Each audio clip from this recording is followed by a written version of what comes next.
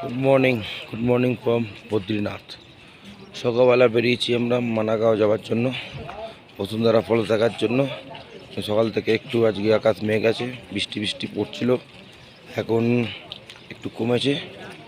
আশপাশের ওয়েদারটা দেখো, দারুণ লাগছে। বাস স্ট্যান্ডের সামনে এসে আমরা আছি, চা পা খাবো আগে, তারপরে আমরা গাড়ি ঠিক করে যাব। ওখানে গিয়ে তারপর দেখা হবে।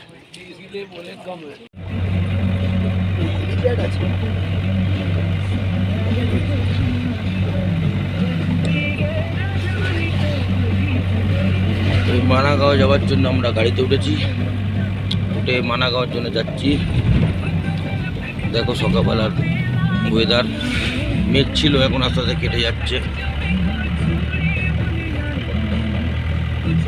খুব সুন্দর প্রাকৃতিক দৃশ্য।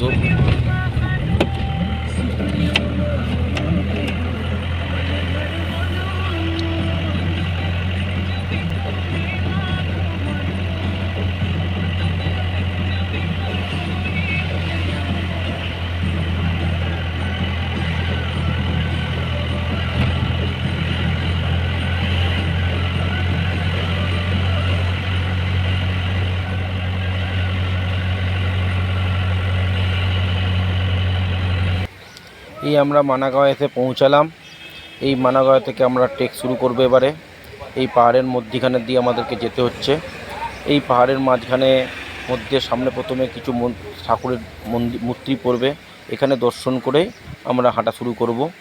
এই পাহাড়ের ফাঁকে একটা দেবদেবীর মূর্তি আছে, সেটা কি মূর্তি আমি বলতে পারবো না, জানা নেই, তোমাদের জানা থাকলে বলো। এই পাহাড়ের মাঝখান দিয়ে খোদাই করা পাহাড় কেটে রাস্তা বানানো হয়েছে।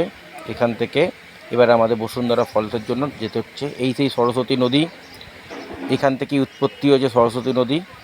এই নদীকে পার করার জন্য ভীম এই পুল বানিয়েছিল, যা পঞ্চপাণ্ডব এখান থেকে পারাপার করেছিল স্বর্গের পথে। এই পথ আমরা ধরে আজকে এগোবো স্বর্গের পথে বসুন্ধরা ফল দেখার জন্য। সরস্বতী নদী এখান থেকে উৎপত্তি হয়ে তলায় মিশে গেছে, এরপর সরস্বতী নদীকে আর দেখা যায় না। বিশাল স্রোতে সরস্বতী নদী বেয়ে যাচ্ছে, কানের প্রচণ্ড বেগে গর্জন হচ্ছে। এই বিশাল প্রকৃতি, বিশাল বিশাল পাহাড়ের মধ্যে দিয়ে আমাদের আজকে বসুন্ধরা ফলসের জন্য ট্রেক করতে হবে। প্রকৃতি খুব সুন্দর হয়ে আছে, ওয়েদারও খুব ভালো। আমরা অনেক সকালবেলা যেহেতু বেরিয়েছি, তাড়াহুড়ো করার ব্যাপার নেই, আস্তে আস্তে আমরা চলবো। আমাদের সাথীরাও যাবে আমাদের সঙ্গে। এই সাথীরা হাঁটা শুরু করছে। এই ভীমপুল পার হয়ে আমরা এবার হাঁটা শুরু করব। বসুন্ধরা ফলসের জন্য আমরা দেখতে যাচ্ছি, কিন্তু এখানে রাস্তা এতটাই খাড়াই, দু পা হাঁটার পর আর হাঁটা যাচ্ছে না, দম বন্ধ হয়ে আসছে। দেখতেই পাচ্ছ প্রচণ্ড পরিমাণে শ্বাস আসছে, হাতটা ঢিলা। আর এসবের জায়গার সিনগুলো দেখো, মন মুগ্ধ হয়ে যাবে। এত সুন্দর পাহাড়, মেঘে ঢাকা,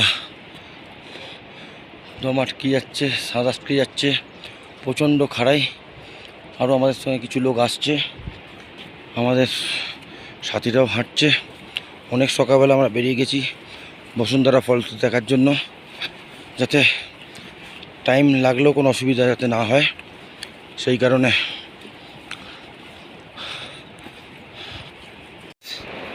বসুন্ধরা ফলস যাওয়ার জন্য অনেকটা কঠিন রাস্তা পার হতে হয়, তার মধ্যে এরকম বড় বড় পাহাড় আর এরকম শুনশান জায়গা, নদী বয়ে যাচ্ছে, তাকালে মাথা ঘুরে যাচ্ছে, প্রচণ্ড শ্বাসকষ্টের প্রবলেম হচ্ছে। এতটা উঁচুতে আমরা আছি বলে ব্লিডিং প্রবলেম হচ্ছে, কথা বলতে খুব অসুবিধা হচ্ছে। তার মধ্যে এরকম রাস্তা দিয়ে যেতে হচ্ছে, আমার সাথীরাও সব যাচ্ছে। এরকম পুরো ফাঁকা রাস্তা, এরকম যেতে হবে 5 কিলোমিটার যেতে হবে এরকম রাস্তা। আমরা 1 কিলোমিটার এসেছি সবে, এখনও 5 কিলোমিটার যেতে হবে। রাস্তা এরকম পাথর বসানো আছে, এরকম রাস্তা পাথরের মধ্যে দিয়ে আমাদেরকে যেতে হচ্ছে।